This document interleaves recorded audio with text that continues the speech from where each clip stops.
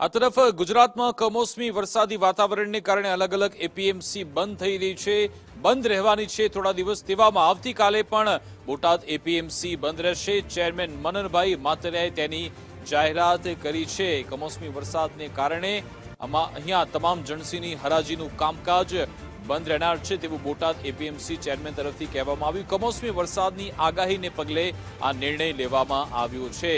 જણસી બગડે નહીં તે માટે નિર્ણય લેવાયો છે. ખેડૂતોએ પોતાની જણસી યાર્ડમાં ન લાવવી તેવી અપીલ પણ બોટાદ એપીએમસી ચેરમેન તરફથી કરવામાં આવી છે. આવતીકાલનો દિવસ પણ બોટાદ એપીએમસી બંધ રહેનાર છે.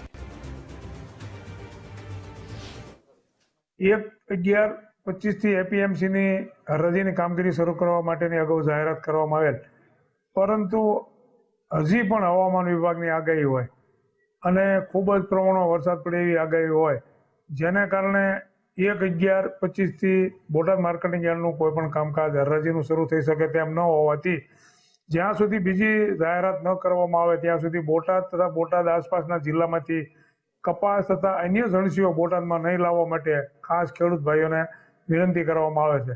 કારણ કે વરસાદી વાતાવરણ હોવાને કારણે ખેડૂતો પોતાનો માલ વેચે ત્યારે વેપારીઓ પણ ખરીદી કરવા માટે આવી શકે એવી સ્થિતિમાં ન હોય, ત્યારે ખેડૂતોને ખોટો ધક્કો ન થાય એટલા માટે જ્યાં સુધી બીજી જાહેરાત ન કરવામાં આવે ત્યાં સુધી કોઈ પણ પ્રકારની જણસી બોટાદ માર્કેટિંગ યાર્ડમાં લાવવી નહીં એવી ખાસ